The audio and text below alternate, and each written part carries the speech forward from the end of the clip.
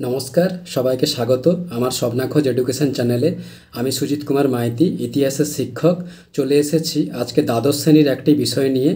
আজকের বিষয় ইন্দোনেশিয়ার স্বাধীনতা।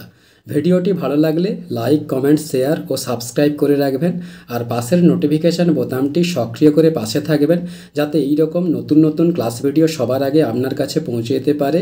শুরু করছি আজকের দ্বাদশ শ্রেণীর বিষয় ইন্দোনেশিয়ার স্বাধীনতা।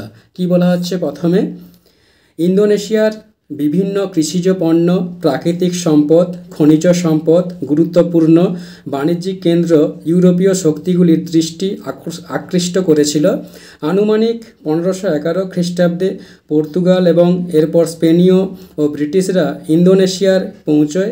সপ্তদশ শতকের শেষ দিকে পর্তুগিজ ও ইংরেজদের বিতাড়িত করে হল্যান্ডের ডাচ বা ওলন্দাজরা এখানে ঔপনিবেশিক শাসন প্রতিষ্ঠা করে এবং একচেটিয়া বাণিজ্য চালায়। এরপর ইন্দোনেশিয়ায় ডাচ বিরোধী আন্দোলন। কি বলা হচ্ছে, ডাচ কোম্পানির শাসনের অবসানের পর 1799 খ্রিস্টাব্দে ডাচ সরকার প্রত্যক্ষভাবে ইন্দোনেশিয়ার শাসনভার হাতে নেয়।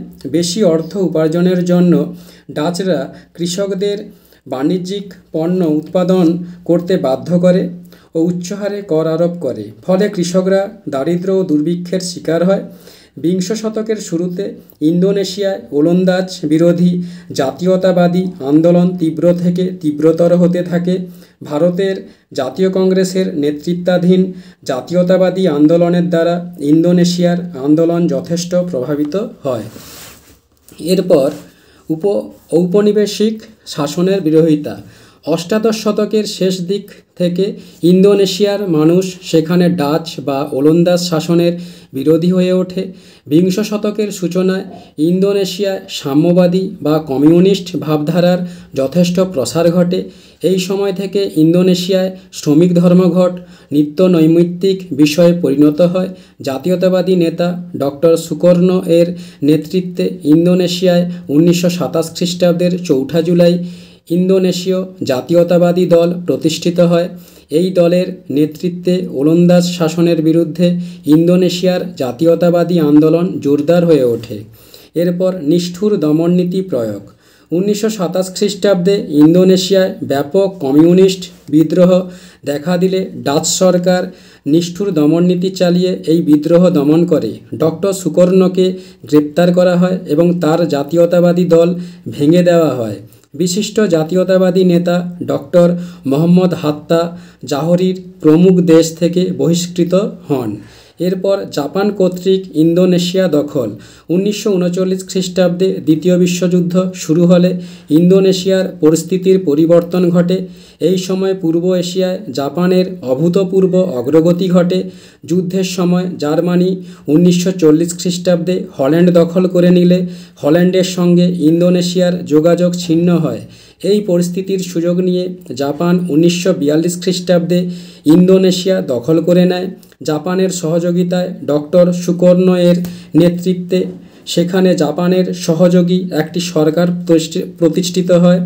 এ সময় ইন্দোনেশিয়ার জাতীয়তাবাদীরা জাপানকে মিত্র বলেই মনে করেছিল। এরপর জাপানি কর্তৃত্বের অবসান।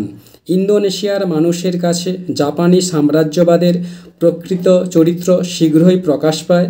ইন্দোনেশিয়ায় একই সঙ্গে জাপান ও হল্যান্ড বিরোধী আন্দোলন শুরু হয়। দ্বিতীয় বিশ্বযুদ্ধের শেষ দিকে জাপানের পরাজয় আসন্ন হলে জাপান ইন্দোনেশিয়া ত্যাগ করে। 1945 খ্রিস্টাব্দের 17 আগস্ট ইন্দোনেশিয়ায় ডক্টর সুকর্ণ এর নেতৃত্বে একটি প্রজাতন্ত্র প্রতিষ্ঠিত হয়, যার রাজধানী হয় জাকার্তা। এরপর স্বাধীনতা লাভ। দ্বিতীয় বিশ্বযুদ্ধে জার্মানি ও জাপানের পরাজয়ের পর ওলন্দাজরা আবার ইন্দোনেশিয়ায় ফিরে আসে এবং সেখানকার জাতীয়তাবাদী বিদ্রোহ দমনে তৎপর হয়ে ওঠে। শেষ পর্যন্ত সম্মিলিত জাতিপুঞ্জের মধ্যস্থতায় উভয় পক্ষের মধ্যে 1949 খ্রিস্টাব্দে একটি সন্ধি স্বাক্ষরিত হয়। এর দ্বারা ইন্দোনেশিয়া স্বাধীনতা লাভ করে। ডক্টর সুকর্ণ ইন্দোনেশিয়ার প্রথম রাষ্ট্রপতি এবং ডক্টর মোহাম্মদ হাত্তা প্রথম প্রধানমন্ত্রী নির্বাচিত হন। বন্ধুরা, এখানেই ক্লাস ভিডিওটি শেষ হলো। পরবর্তীকালে একটি নতুন ক্লাস ভিডিও নিয়ে উপস্থিত হব। ধন্যবাদ, সবাই ভালো থাকবেন।